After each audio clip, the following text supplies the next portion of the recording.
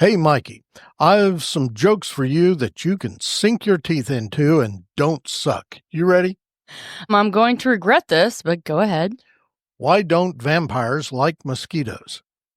It's because they're too much competition. Boy, that was more of a reaction than I wanted. Well, I'm sorry. Why do vampires make bad artists? I don't know. Because they always want to draw blood. And I'm then going to do paint all with of these. I should have done all of these in my Bela Lugosi. Yeah, why did Okay, you? just one more. Why did the vampire start a podcast? Why? Because he has a knack for sucking people into a great conversation.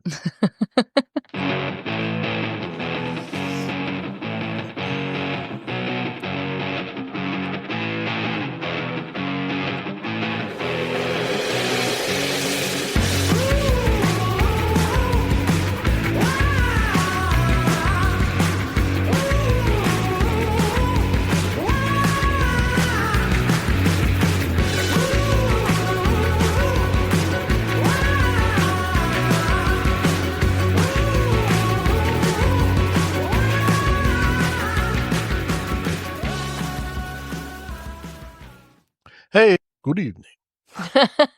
Welcome to episode 44 of Mr. Robin's Hood podcast. We have what we believe is a very special episode for you today. We have as our guest a prolific author of several books that, and this is my descriptor, fall into the category of vampire romance. Okay. That was really good. That was really good. I'm Robin Hohweiler, Mr. Robin to you, and I'm joined as always by my exceptionally talented and lovely co-host, Mikel Mauree Robinson, also known throughout the podcasting uni as Mikey on the mic.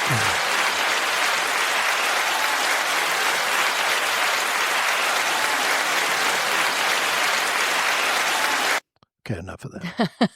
It's always okay, enough of that. Mikey is best known for her books of poetry, and as we recently discovered, she has developed a cult following of former jailhouse poets. Mikey, What? Mikey, give a big shout out to your cult following of former jailhouse poets, and probably a now really confused listening audience. I'm sure they are as confused as I am. Hello, former jailhouse poets and probably now really confused listening audience. I'm there with you. We're coming to you digitally from the newly constructed, hastily constructed, Studio C across from the Woodward Municipal Golf Course. And it is just crawling out there with golfers. It's hopping today. And now, before we jump in head first with our guest, Mikey and I... Wouldn't it be crazy if one of the balls came through the window in the middle of this? Sorry. Yeah, we could stumble out onto the yard going, oh, I can't see. Yeah. I'll be like, you don't know, he's in here bleeding on the floor. Okay, Mikey and I recently attended a writers' conference in Oklahoma City, where we met one of the presenters who has written, I think it's some 30 books under the genre of Amish Romance, which was a new one to me. And me. I downloaded an Amish romance novel to my Kindle last night. Did you start reading it? Yeah, of course. Really? No. You're a freaking sucker. I got to tell you, Amish romance novels are intense. 1 minute, they're making eye contact out in the barn. The next thing you know, he's showing her his ankle. It's basically 50 Shades of Hay. I just kind of picture it like out there where she's like, cornered in the barn with a rattlesnake and he's out there like taking an axe to it. And then they fall in love after. Okay. Yeah, sure. Somebody come take her away, please. Yeah, just commit me already.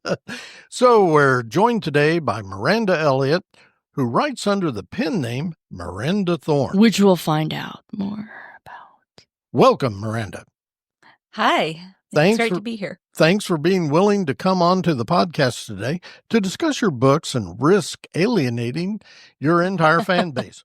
She has no idea what she got herself into. We cornered her. Not in a barn, though. You'll never have to prove your courage to me in any other way.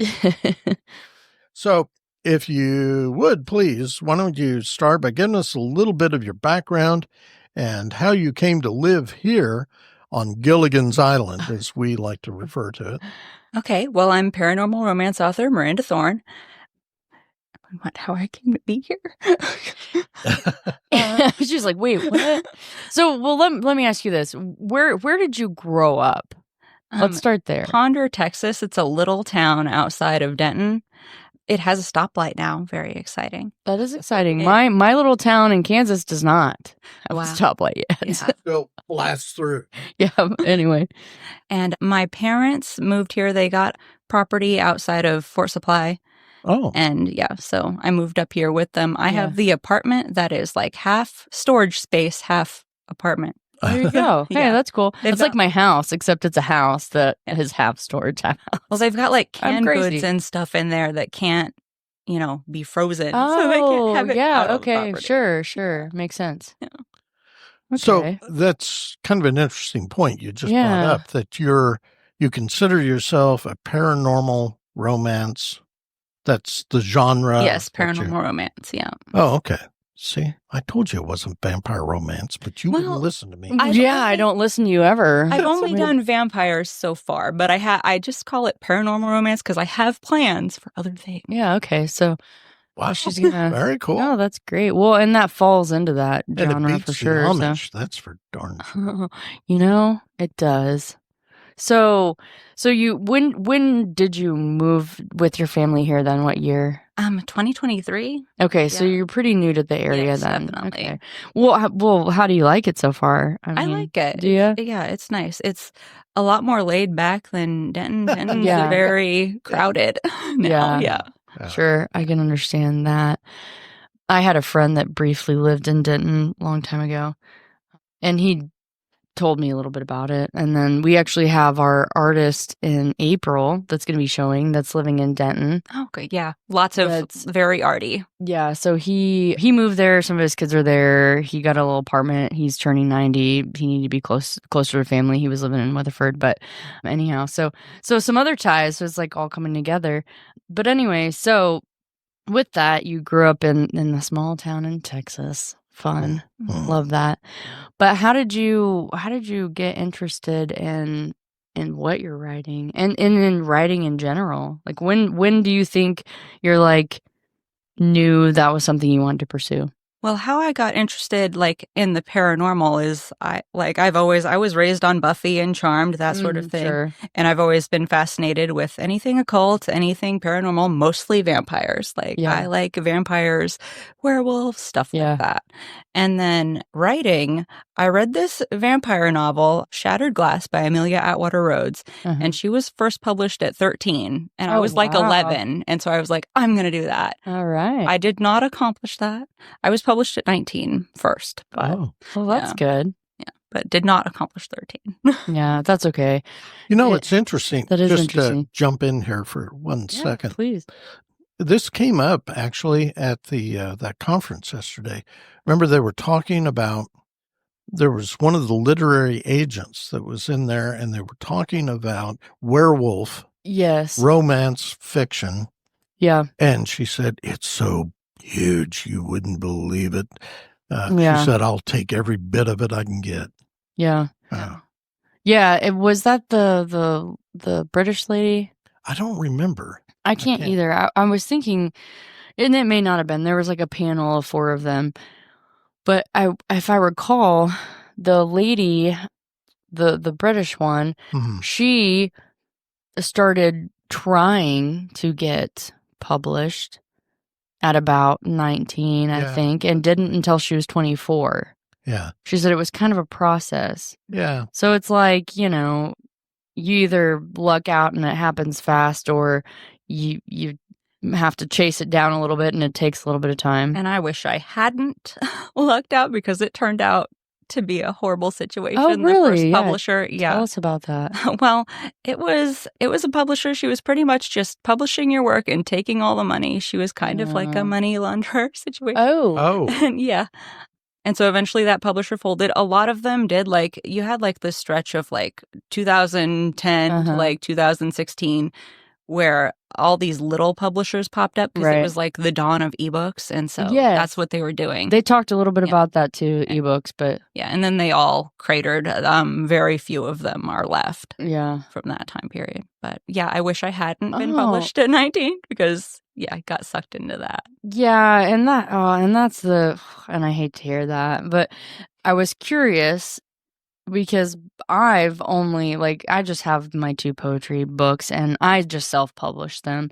I did send it off to a couple, publishers and got turned down. Poetry's hard. And I was like, well, you know what? I'm just going to self-publish this. But I was curious about your situation because you have self-published the others, correct? Yes, I self-publish exclusively now.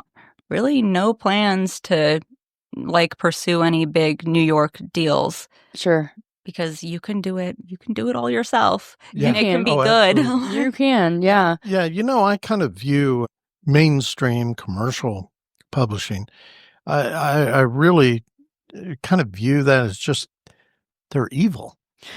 Because they buy up all of the the small publishing houses that are worth anything.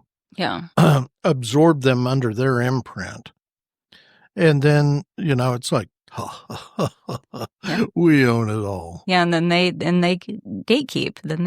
So yeah. It's very true. Yeah. Yeah, which is just a horrible thing. But well, and then they take most of your royalties, like they get the vast majority of it. And like, you're only getting a fraction of it versus I get everything except the fees, the like Amazon charges. Yeah. So that's us too mostly. Now, Robin, he got published with Arcadia for a couple of the historical books, which we'll have to show you those and whatnot. Because I found yours, but yeah, I wasn't sure where got his. So, gee, maybe Amazon's pulled me off there. No, I think she just didn't know the name of it. Yeah. Or maybe she didn't spell your last name right. Right. That's a biggie. Yeah. Your last name's a problem. You need a pen name just because your last name's a problem. What will we call? Although I like your last name, but you should be Robin Dante or something. I don't know. Just something easier because I feel like that may be part of it. Could be. It could be. Very well be. And that just dawned on me talking with Miranda. So thanks, Miranda. Look at her. She's already helping us out. Yeah. We'll take it. Time for a subliminal message. I know. 5, 5, 5. She doesn't know the reference. We'll have to... No, I haven't gotten that far in the podcast. I've gotten to listen to 2 of them. Well, and I'll tell you, this one was just today. Oh, so it's not even on there for you to access. So anyhow, but Robin and I are very curious about how you came up with your pen name and why you chose to have a pen name. Well, I wanted some anonymity just because of what I write. Like, if I chose not to tell someone, they wouldn't necessarily find me. Now they will. Whoops. But that's fine because my grandma has read my books now, so the cat's out of the bag. Yeah, there you go. If grandma's read it, everybody else can. She says my mom should go with me on any dates. So there's that. But I wanted a little bit of anonymity, but my first pen name was Anaria Ravena. No one could spell it, no one can pronounce it. Yeah. So I'm like, well, Miranda's easy, and Thorn, like A Court of Thorns and Roses. I know some people are gonna like hate on that, but I loved it. And I was like, well, Thorn is good, but now people misspell that. They put an E at the end of it. So I'm like, I can't win. But Elliot is like Elliottelliottt. Yeah. I mean, I feel like anything can kind of be misspelled in that regard. Yeah. Yeah.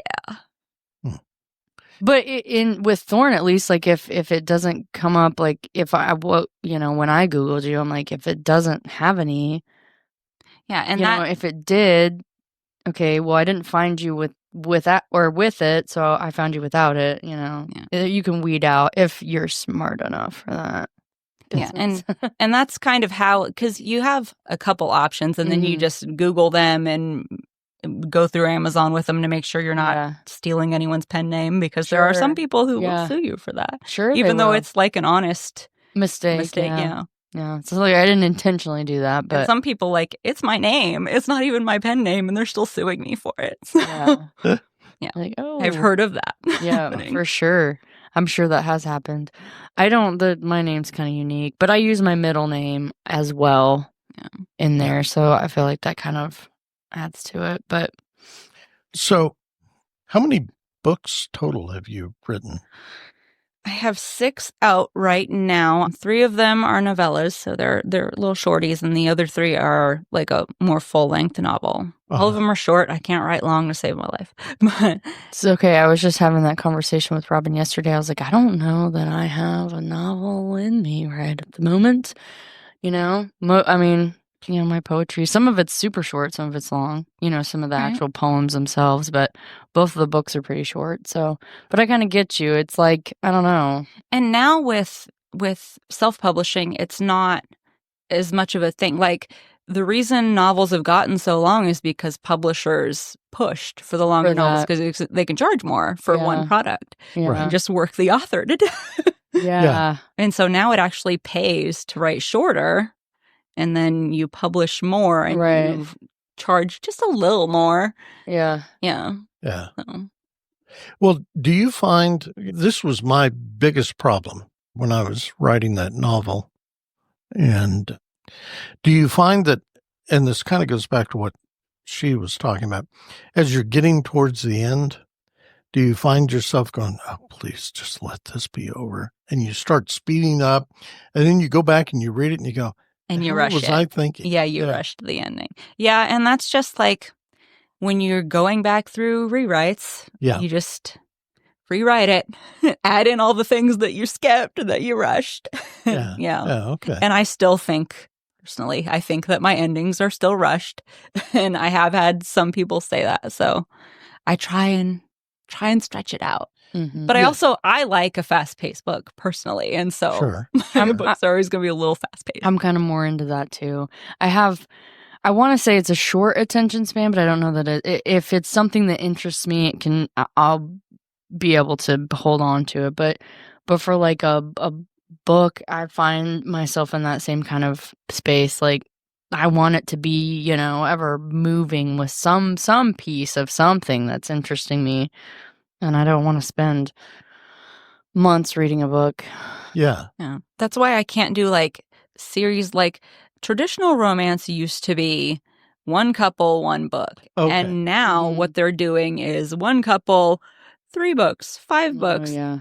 And I just don't have that attention span. I want my one couple, one book. Yeah. And so the major suggestion is to write a long series like that. I'm like, I can't even read a long series like that. I can't write it. Yeah. So standalones in a series. Yeah. Yeah. And that's kind of, that's one of the questions I had. Do you typically create new characters and settings for each book, or do you continue the storyline with a particular character? So I've got like an overarching storyline. Like, we're trying to, there's a bad guy trying to take the throne from the king. And so that is the overarching storyline, but it's each couple gets like their own story involved in that story arc. Okay. Oh, I just had an interesting idea. Yeah. So the overarching story is that, they're trying to take the king's throne or whatever, and each couple is trying to take the same king's throne, but it's their separate stories within that, or is that kind of what you've done already? They're trying to defeat the guy that's trying to take the king's throne. Yeah, he's the bad guy. But the king is kind of the same person in each one of those stories, and it's just those different. Oh, so that's cool. I haven't read all of your books yet. Just FYI, it's been a pain in the butt. I'd prefer it if I'd just done like a single standalone, like in the same world. Yeah. But I set it up like this, and so that's how the series is. Well, and I could see where that would be. Yeah, and it's impossible to break out of that. Yeah, really. Like I'm stuck until I finish this part of the series, which is going to be like 5 or 6 books. I haven't quite decided. So. Well, and I could see where that would be kind of a pain in the butt because you are trying to still keep that same overarching the same. So now you're having to like make notes about, okay, this is what I have to keep consistent about this king. And I could see where you could get lost in that. And then you're, what they were talking about, and I don't know how, because I've never, done a novel. You both have, so I'll ask you. But do you guys actually do like summaries and like the bullet point things and the organize the plot and all that stuff? Or no, and I really should. You're like, no, but I think I need to. No, I don't. And well, they were talking about it up there, and I thought I almost feel like I would have to, but well, I had a writing instructor in college who his best advice, as I recall, was to not plot it out. Because when you do, you kind of lock yourself into it, whether you want it to lock you in or not. And he said, the best way is just, you've got an idea, you know where it's going, just jump off the cliff and keep swimming. And he said, if you get to a point where you're going, gee, what do I do now? You probably shouldn't be writing that. And so he was definitely opposed to plotting out every single step that your protagonist is going to take. And it was more just let it roll with it. And I found when I was writing that novel, A Matter of Time, by the way, it's available on Amazon. What I found is that you would sometimes do rewrites, as you're kind of moving forward. Actually, and here's another piece of advice, like you need that, but Bruce Springsteen, of all freaking people. Of all the people. I heard him in an interview once, and he was talking about how he does songwriting. Mm-hmm. And he said, I'll sit down and I'll work on it for a while. And then he said, I'll get up and go do something else. Comes back the next day, goes back several bars, looks at that, and he goes, okay. And I kind of did that with that novel. Mm-hmm. I would, at the point that I would stop, the next day or whenever I could do it again, I would go back several pages and then read through it, because you kind of pick up the rhythm and the voice and the whole thing. And that kind of puts you back on the path. And what I found was that as I went along, new ideas would come. And I'd go, okay, you know what? I'm going to do this with that guy instead of over here. Right. And I mean, do you find the... Yeah, and that's how I do it. It's just that plotting sounds like it would be so much simpler, but I guess the grass is always greener on the other side. I'd probably be like, I just can't, because I've tried to plot a novel and I'm just like, I can't even think. It's all just like empty unless I'm like in the story, writing the story. Right, exactly. Yeah. Well, I feel like you could kind of box yourself up creatively if you're plotting out everything, because if you're sticking to that and you come up with a new idea and you're just like, I'm stuck on this, like you may not, I don't know, the story could evolve differently and better if you didn't plot. I mean, I'm open to that. I think it's great. It's just, to me, I'm like, I don't even know where to start. Maybe that's why I don't need to write a novel. I mean, like you said, like, I don't even know. Maybe one day I'll start.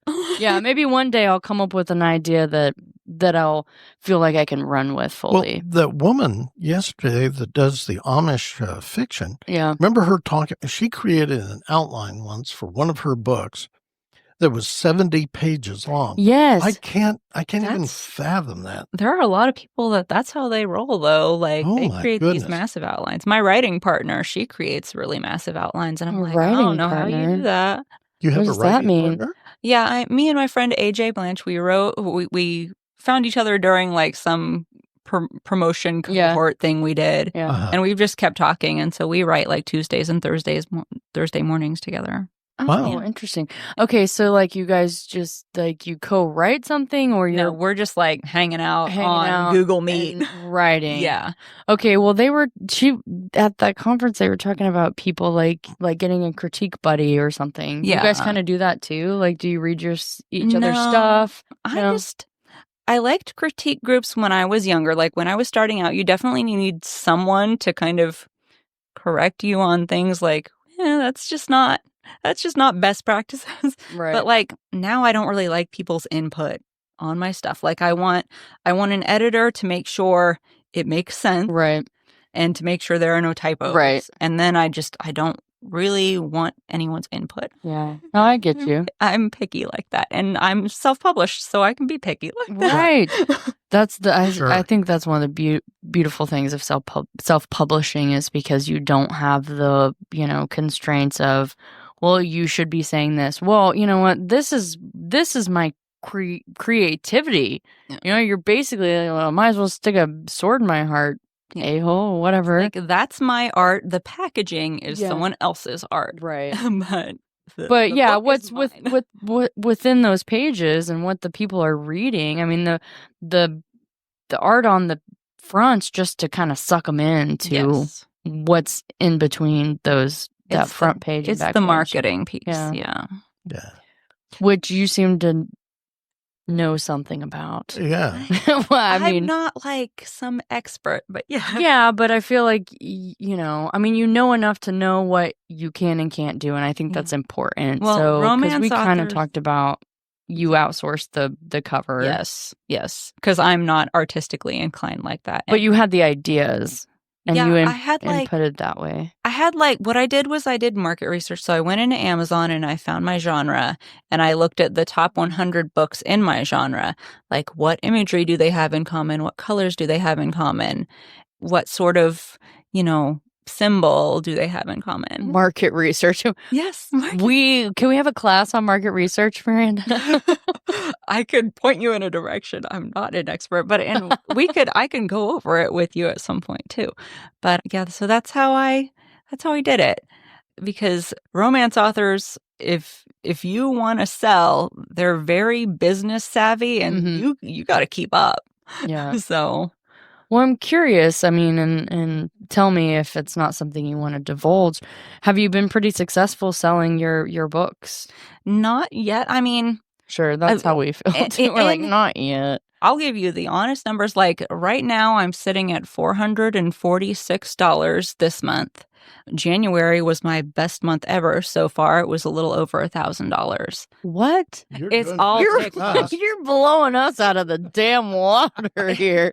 It's the genre I'm in, and it's all TikTok. Like that's how a lot of that's how you're pulling them to your site. Yeah. You need like a traffic source. Okay. So, like for you, since you do poetry, like something short like Twitter or Blue Sky or whatever you're into. So they were talking about Blue Sky. I haven't heard of that. I do have Twitter, or what they are calling X now. I know. It makes me crazy. I know. I'm like, it's Twitter. I want to Twitter about it. I want to tweet about it. I don't want to X about anything. That sounds bad. I've been on Twitter since 2009. It will always be Twitter. Me too.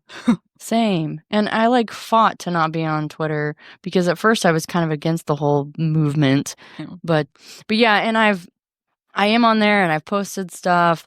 I just, maybe I'm not consistent. I'm on TikTok and I've posted myself reading some of my poems, talking about my book. I just think I'm maybe not consistent enough.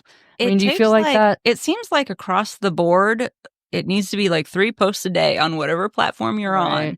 And that's a lot. That's a lot. And I'm not consistent. Yeah. And that's my problem. Yeah. Well, at least now I know. Make a note.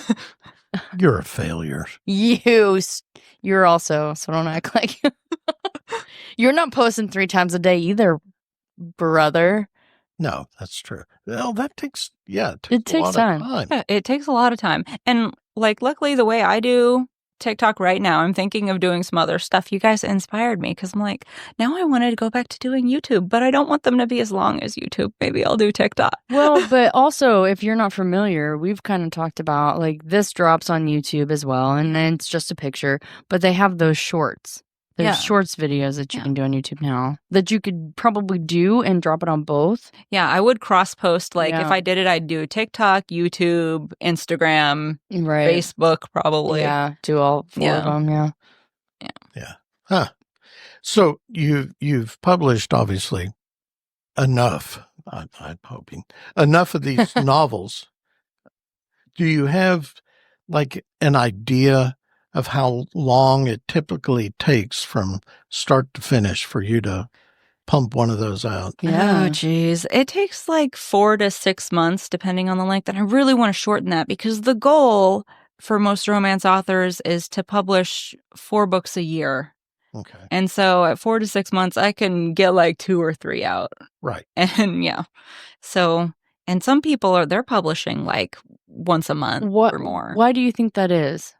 It has to do with the Amazon algorithm. Every 90 days, like you have like a 30-day pre-order, and then you release your book, and then you have 60 days in the algorithm that sort of Amazon sort of promotes your book for you. Right, okay. And so that's why they set it up like that. Yeah. Huh. But for you, why do you think it's taking you 6 to 8 months for this process? Do you think it's just that's what it takes for you to write? Is that your speed? I mean, because I feel like you've done enough now. All that other stuff would be just kind of... Yeah, it's just not, though. It's just not, it's not quite click. That's why I'm like, maybe I'll outline because it's not, the process is not speeding up the way I'd like it to. And I just don't spend enough time in the chair. You just gotta like strap yourself to it. And have someone standing behind you. Like, well, I also feel like if you do that though, for me, as an artist, I can't sit there and be like, I'm gonna write a poem right now. That's not how that works for me. And I know like writing a story may be a little bit different, but I am very much inspired by life circumstances, and then sometimes life has me in kind of a bit of a rut, and I don't even want to say it's writer's block. I think it's just the space I'm at here and what I'm doing in my life to survive every day. Right. And then all of a sudden, all these experience, I'm just like busting out, 2, 3, 4, 5 poems a week, and then it stops for a while. Yeah. And it's a really hard thing to balance being an artist versus like, this is my career. Right. I gotta produce. Yeah, exactly. So, and yeah, you need like a lot of reading and a lot of processing space and a lot of like, getting to experiment with stuff. Like, I like to do daily writing prompts, but then I'll get sucked into like, these could be words on my novel. Right. And get all like controlling with it. And it's like, you need to chill out and do the prompt and have some fun. Yeah, exactly. I mean, I don't know if you've gone into the kitchen and seen my little manila, or is that what it's the color? It's a notepad. It's like longer, and I started kind of doodling on it. And then Brett and I doodled with coffee, and I'm like, I'm just going to keep this here. I'm going to keep adding to it till the whole page is full. But just a little like creative exercise to just get you away from. Next time, it's on top of the microwave. Next time you go in there, look at it. Yeah, I missed it. I've only taken one trip into the break room. Okay. You're like one trip. Yeah. It's okay. You're welcome to take as many as you want in there. It is kind of a nice space. Yeah. Even though it's got a bunch of random crap in there. It's kind of a catch-all, but like maybe could be inspiring. Yeah. And speaking of inspiring, I'm kind of, one of the things I was kind of interested in, because you mentioned that you have a basic sort of story arc. Yes. And under that, there are changing characters, changing dynamic between those characters. Where do you draw your inspiration for each one of those good question. novels? Well, I just have like a bank of ideas that I've written down over the years, like since I was a teenager. And yeah, I just pull out whichever one I'm like, this is the next book in the series. Okay. It's just, it's actually been mapped out in my head quite a bit, because when I published at 19, it was still these books. I've taken down the first one that'll probably never see the light of day again, and I rewrote the second and third ones. And so, yeah, so the second and third ones were all set, and then those are now the first and second, and now the third one's just a continuation, like it's 3 brothers, and yeah. Oh, okay. All right. Do you also have them available as ebooks? Yeah, they're all ebook, a paperback, and some are in hardback. The longer ones are in hardback. Yeah, I think I saw. Yeah, everything's in digital audio too for anyone visually impaired or who just likes audiobooks. Sometimes I want something to read along while I read along in a book. I love audiobooks because I'm so busy doing all these other things. Yeah. Like I can't always sit down and just read. Yeah. So like when I'm washing the dishes, I'll put an audiobook on, or if I'm doing some laundry, or if I'm even creating, even if I'm painting or whatever, I will put an audiobook on. So curious about the audiobooks. Did you outsource that as well? No, it's digital narration through Amazon has their own, and they recently revamped it, so it's quite a bit better than it was to begin with. It was like 4 voices that were horrible, and you couldn't now you can alternate narrators per chapter. So if you do I do, some of them are dual POV from the heroine and hero's point of view. So it's really weird to have a female voice read the whole book, and now I can change that up. Oh, that's interesting. Yeah. See, I want to voice my own. Yeah.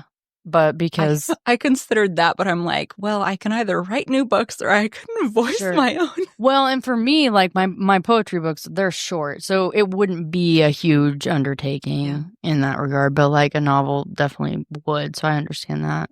But I was just kind of curious about that. Do you feel like you sell a lot of the ebooks? That was something I was curious about from being at the conference and them talking about that kind of is exploded. Do you feel like do you see more people going towards the ebooks of yours rather than the paper or hardbacks? Yeah, for sure. Ebooks are like 71% of the business. Yeah. Yeah. Okay. Because they're cheaper and they're instant. That's I was really against them at first, and then it's like I don't have to wait for shipping. This is great.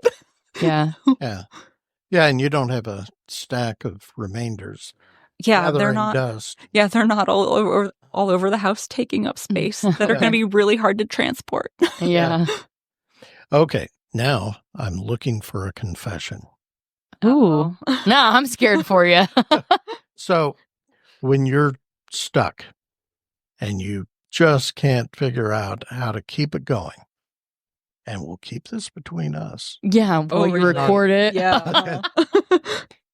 Have you ever used AI? Oh, yeah. Yeah, I've used it. It's, for one, it's fun. It can kind of get if it gets you stuck, does it get you back going? Yes. Yes. Like if you're like, I need you to write this dirty scene, I'm completely there. Hey, he's your AI for that. Yeah, the dirty bust those out like they're nothing. The dirty scenes and the fight scenes, because fight scenes are really hard to choreograph, and then the dirty scenes, they've got the same issue kind of. Yeah. No, and I feel you on that. It's like it is hard. Yeah. I don't know. No, that's hard for me. So I haven't actually used the pros, but I have been I have just gotten ideas. You plug in what you want, and it'll give you something that's crap, and you'll just rewrite it. And but it sparks your it gets something going, and you go, okay, I see. There's a glint of something there, and then you carry that forward. Exactly. Yeah. You're like, okay, I liked that part, but the rest of this is stupid. So I'm going to keep that. And then I'm just going to keep going. But yeah. Excellent. And the writing community, they will rip you apart for it. You just have to own it. Yeah. That's exactly why he said, we'll keep it between us. Cause that is so true.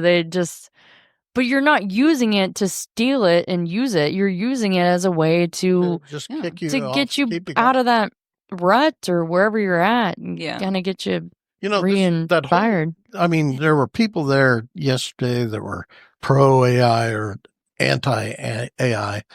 The thing that always kind of jumps out at me about AI is it, and I know I'm no spring chicken, but back when I was in high school, junior high even, there was a big controversy then in the advanced math classes because everybody was buying Texas Instrument calculators. Yep.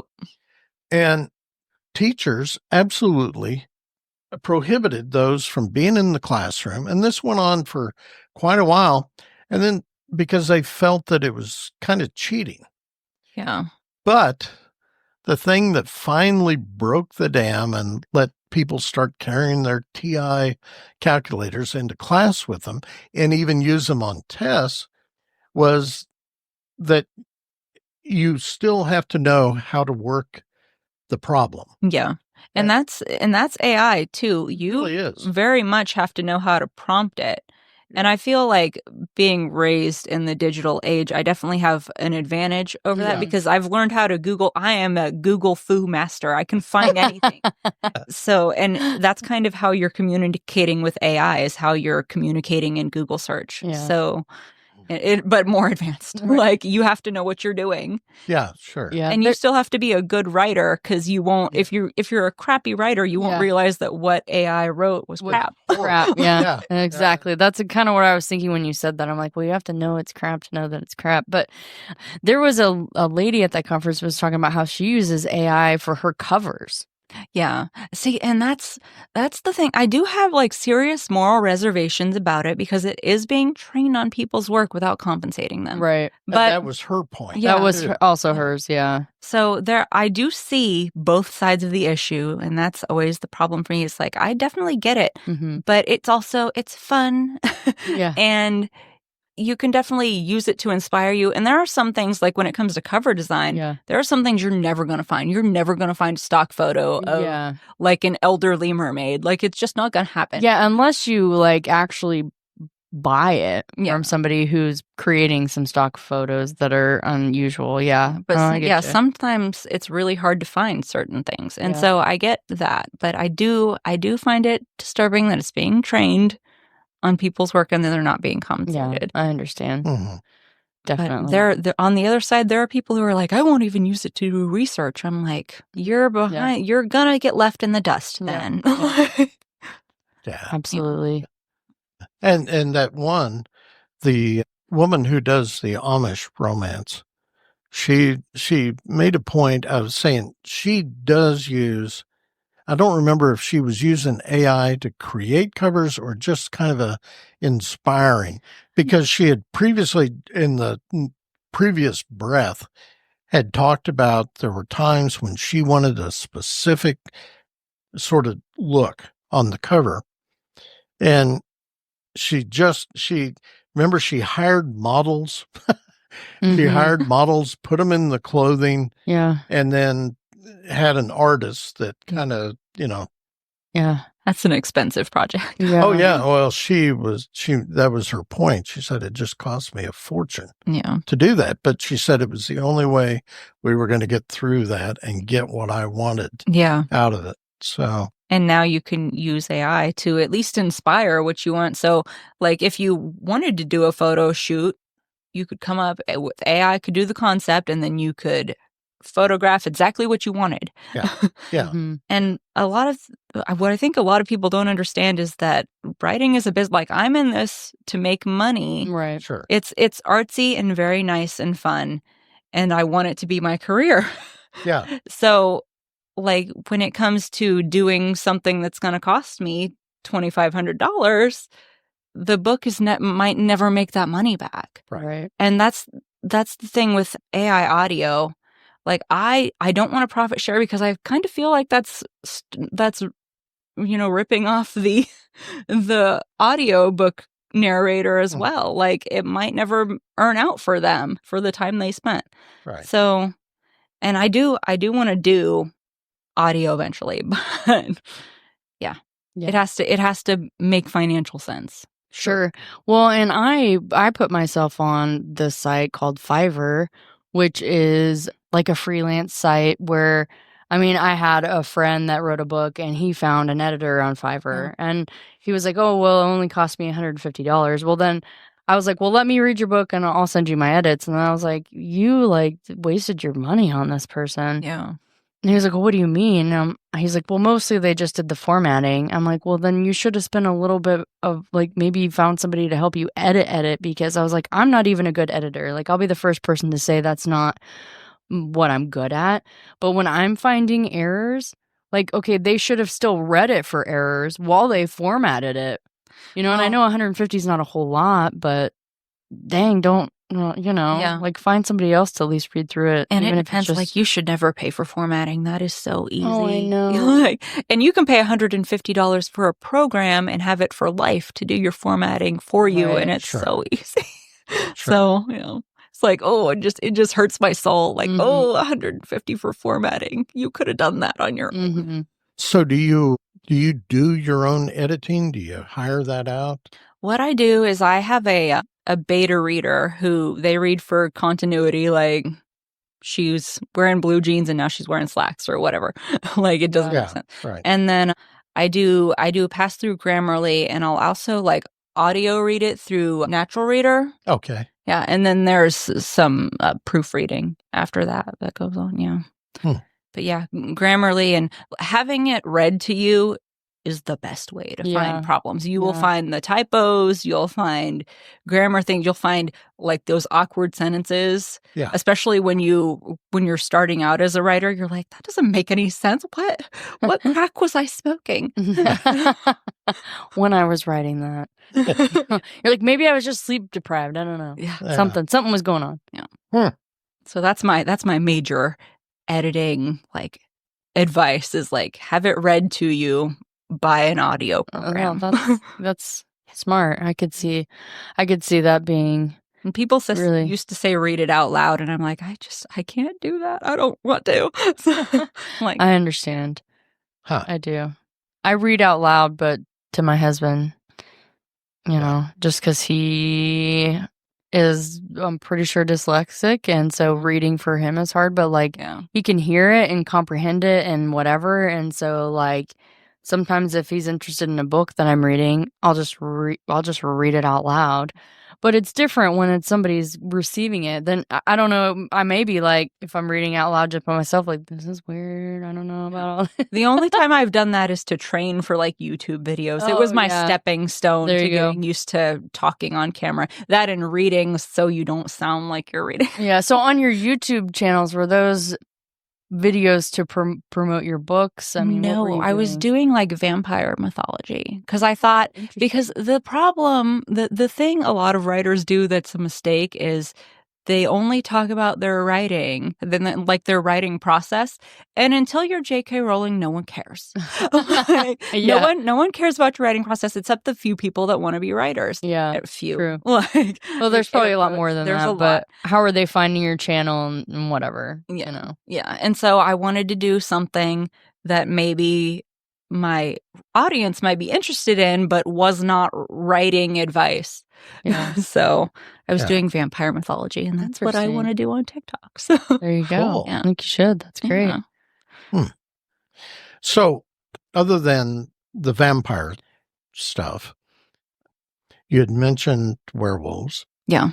And we mentioned that apparently that's really hot, right? Yeah. It is. There's a website called K-Lytics where they break down Kindle sales data, and they actually have a subcategory of paranormal romance for shifter romance only. Yeah. Oh, wow. So it is a big deal. Yeah. So what other aspects of the paranormal experience are you interested in pursuing? Oh, I like werewolves, like I mentioned, and like any shapeshifters, period, not just werewolves. That's interesting. I'd probably do werewolves because commercially, that's where the genre lands. Right. But I also have plans for a demon series. I also have plans for a fantasy series. You know, things like that. I have some horror up in here. All right. Yeah. That's what I like to hear. I love me some horror. Yeah. And I did publish a sci-fi romance at one point, and I'd like to continue that series too. So yeah, there's a lot. There's a lot up in my brain. Okay. Yeah. It's relatable. Yeah. Very much so. Yeah. Okay. Anything else you'd like to cover? I don't think so. I feel like we've covered a lot. Yeah. Yeah, I think so. We've talked a lot about just all the different aspects of writing and creating and what Miranda's been doing for however many years since she was 19. I happen to know how many of those are. Yeah. Ooh. Super secret. Yeah. I don't want anyone to know because I'm the same. Same. But yeah, again, Miranda Thorn as her pen name, or Elliot. She has a nice little website too as well. And Robin and I are just gonna like pick your brain until there's nothing left in there to pick out. That sounds like fun. I like to, I don't want to do a YouTube channel on writing advice, but I like to talk it. Yeah. Well, and as some fellow writers, I feel like we could all pick each other's brains in different aspects, and I look forward to that.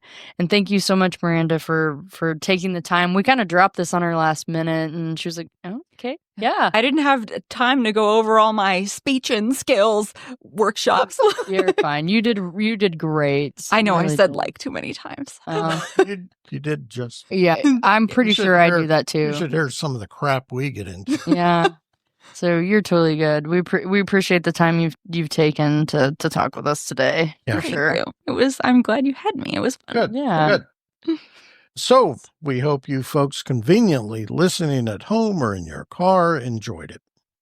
If you have any questions for either Mikey or myself about today's episode or any other darn thing, you can email us at mrrobin@mrrobinshood.com or Mikey@mrrobinshood.com.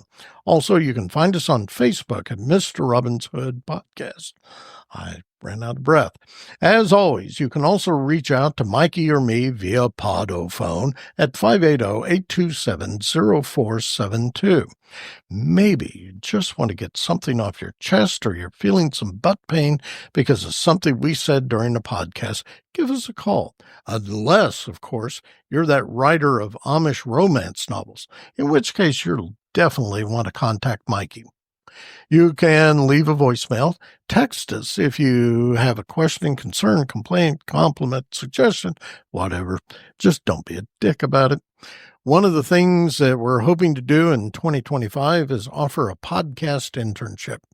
If you'd like to work with a couple of seasoned pros, who us, give us a call or email us. I think we're probably looking for someone pursuing a mass communications or broadcast journalism major.